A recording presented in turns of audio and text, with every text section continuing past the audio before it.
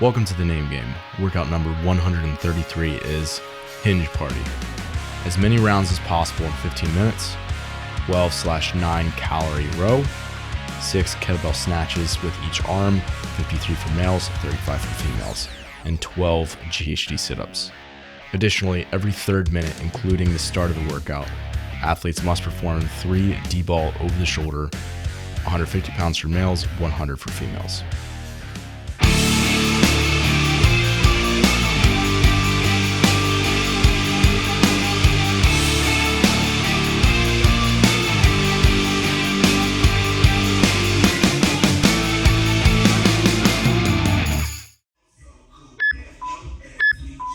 Exercise. Okay, so we start with sandbag over the shoulder. So if you have a sandbag or a D-ball, whatever you have, we'll use 3 of them. Is the reason you picked over the shoulder versus cleans? You programmed this, by the way. I should have said that. Yeah. I think a lot of people are used to cleans, so I kind of want to just do something a little different over the shoulder. Just get used to that. I also personally like it a lot, so I kind of wanted to put that in. If you get to pick, why not, right? Yeah. I forget when I saw those for the first time and when I actually started doing them, but the first probably 6 months that I did those, it was always over the shoulder. And then it wasn't like till later that they started like programming way more cleans, like actually to the shoulder. Yeah.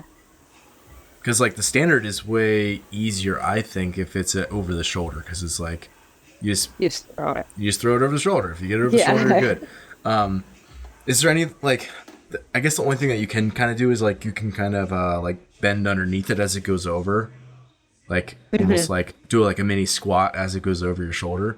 But is there any other standards like in terms of like you have to keep your knees locked out or anything weird like that when you do the over the shoulder? No, I don't think there are that, at least I'm aware of. I do like it though, because you get to kind of like use a little bit of momentum to just kind of like throw it over, right? It's a little bit more just like strongman like work versus like technicality. Yeah, and it's like the technique is a little bit different because you like almost like rolled up your body more because then it like rolls over your shoulder versus like. For me, like when it's more of a clean, it's like I create a little bit of separation in between my body so it doesn't like roll. So it's like, and then you kind of like dip underneath it in the last second for like a clean. So I think they are a little bit different. So you're doing those every 3 minutes. So you got a little bit longer yet. Yeah. Yeah. What kind of a pace did you start off on the rower? The goal was to be around like 920 to 950 calories per hour. That was something sustainable. Didn't like wear me out. And from there, like towards the end, I kind of sped it up a little bit more to go more into like thousands. But I kept that pace for most of it.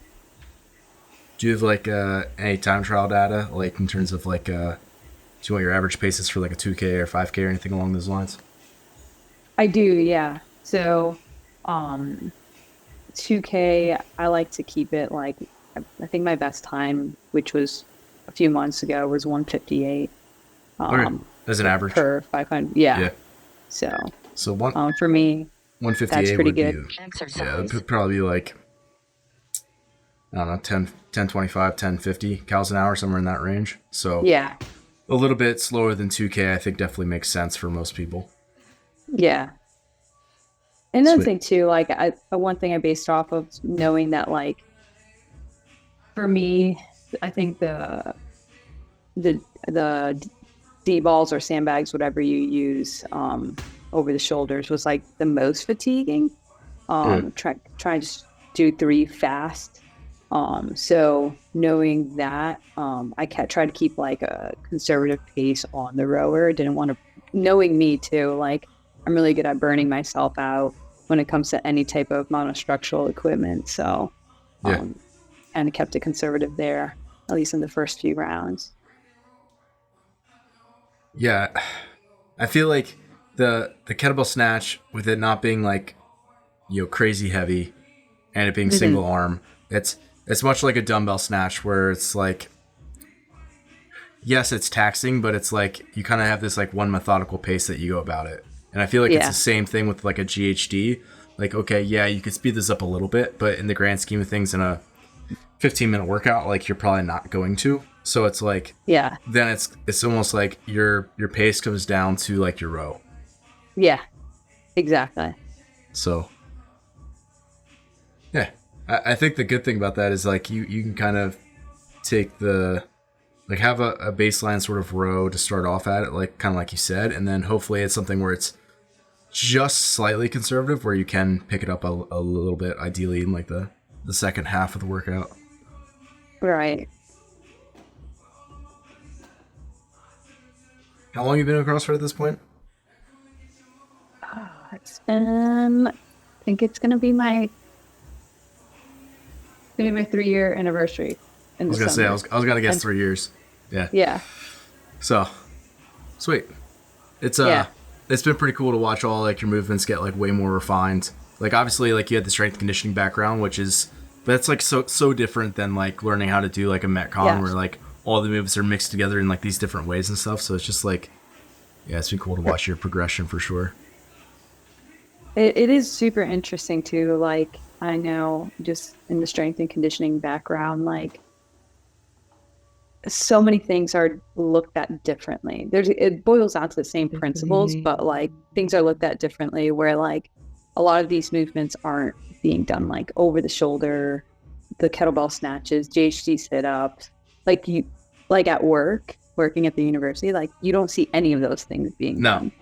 Like at all, like with any of the athletes, it's very much like exercise. There's like staple movements and all those things like, and so this is definitely like not something that if you talk to a strength coach at the collegiate or professional level, it's not something they're familiar with or used to. Yeah, not at all. And it's also like different when it's like you're racing whatever it is. Like you're basically trying to make all the movements like as easy as possible versus like in like strength conditioning, you're trying to get like your best stimulus so that like you improve whatever like the sport is. Whereas like this is the sport, so like you're trying to optimize for these movements. So it's like you might do like a dumbbell snatch, like we were talking about this on the podcast. So it's like you might teach a triathlete how to do a dumbbell snatch, but you're not really trying to like have them gamify a dumbbell snatch to get as efficient as they can.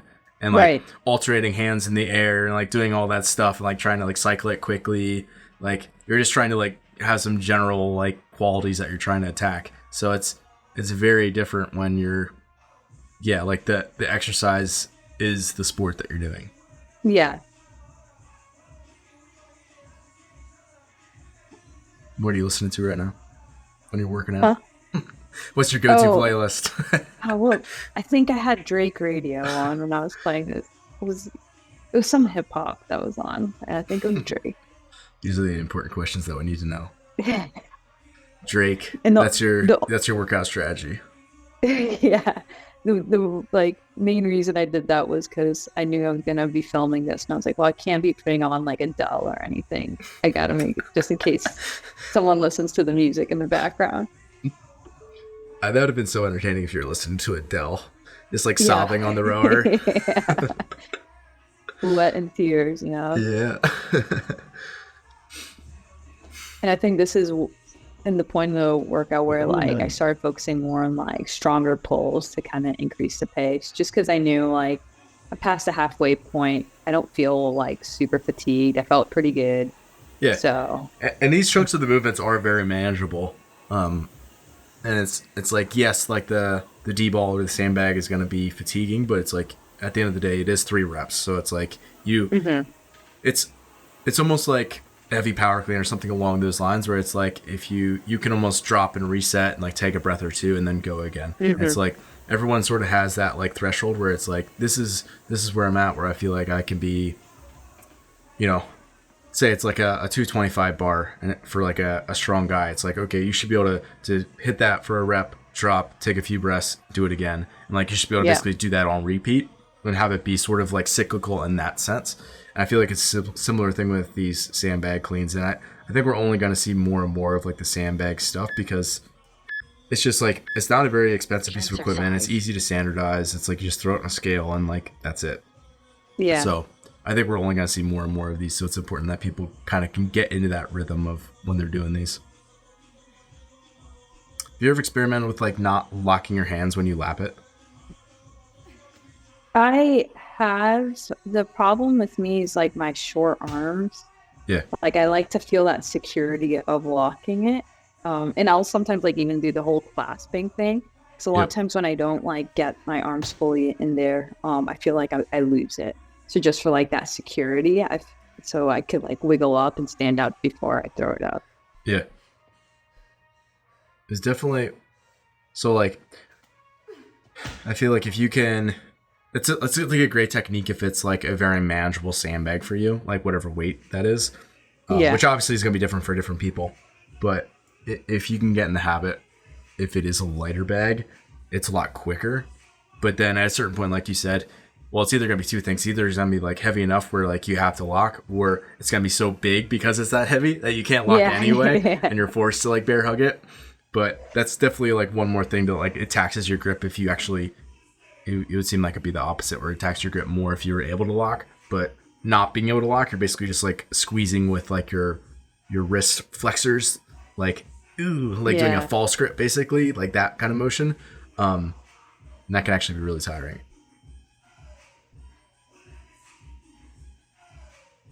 Yeah, and I know with this workout, like I knew it was a lot of hinging and like low back, so I'm like, all right. And I didn't feel it when I was doing it. Like I felt fine. It was not until the day after. Like my low back was super tight. And you could probably make your kettlebell snatches like a little bit less like a kettlebell swing and like more of like a hang position with like a light barbell where you kind of almost like bounce it, like kind of like that idea where you stay more upright with your torso, which is, to be honest, I've seen people do that and I'm like, ooh, I should probably practice that, because if it is something that's a little bit lighter, you can get away with it, but I haven't really played with that much, so but this might be a good opportunity for me to do that. Yeah. And like we were talking about before, like it's an AMRAP a lot of times, like it's as hard as you make it depending on your pace and all that. So you see like I'm not moving fast. I'm not going at 100% here. So testing out something like that would have been a good time to do it. Yeah, and this is kind of what this is for too, right? Like at the end of the day, like we say we're competing all the time in the name game, which is true. Like you're trying to be at your best, but like there are times where it's like you just want to experiment with things sometimes and like see if it goes well or not, because at the end of the day, it is training. Like sometimes I feel like people get really hung up on like, oh, like it has to be this way, or like they get really upset if they like fail, like they go slower in a workout in their training because they like try this like new pinch with their feet on like a rope climb or something, and it's like that's what training's for. Yeah, right. Now you know. Yeah. But your kettlebell snatches look super smooth. And they're not super swingy. It's sort of like a hybrid, which is probably like best for like a workout like this where it is super hinge heavy already. And then, but then you're also like have pretty high general fatigue because it is a long workout. Does your back ever get you in those GHDs? Like, does it bother you at all? No, they usually feel pretty good. Yeah. They feel pretty good on those. Yeah, you do a good job keeping tension. Like you don't crash out of the, like a lot of people, not a lot of people, but I've definitely seen like quite a bit of people who, it tends to be like, I'm trying not to just come out and say it, but I will. It tends to be like more female athletes who like tend to be a little bit lower tension. They'll start learning themselves and then they'll almost like drop. It's almost like what people do in like a squat where they like get most of the way down and then they like lose tension, like drop that last like 4 inches and like ride the bounce out. They do that same thing with the GHD, which isn't necessarily inherently bad, but they tend to, those are the types of people who tend to get in issues when they like low back pain for GHDs, I found at least. So that doesn't like the typical like masters athlete who's dealing with like GHD back pain is not the same as like the teen. It's a little bit different because they're not able to bend at all, and the teen's just like bending in half. Yeah. But issues with tension, I guess.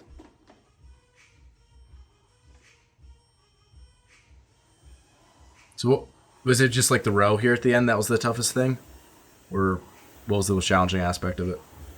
Yeah, I would say just once I started, like, if this were like 5 minutes longer, I'd feel like I would feel it a lot more because that's when I started picking up the pace for the rower. Yeah. But because I kept it conservative for a bit, about like half of the workout, like I feel like I had enough energy and I felt good throughout. Like I wasn't dying at the end, but I started feeling it towards the end. So I remember like when I was kneeling there, I was like, if I pushed it earlier, this would have hurt a lot more. But it was definitely, I would say, the rower that was the hardest. Kettlebell snatches were kind of just like the annoying thing that's in between everything, but it wasn't bad. GHDs were decent.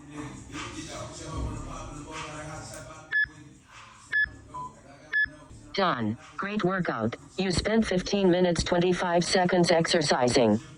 Alrighty, folks, it's that time. Be sure to submit your scores to the leaderboard at zorfitness.com/TNG. You're more than welcome to share this and take it on with some friends, and best of luck on the workout.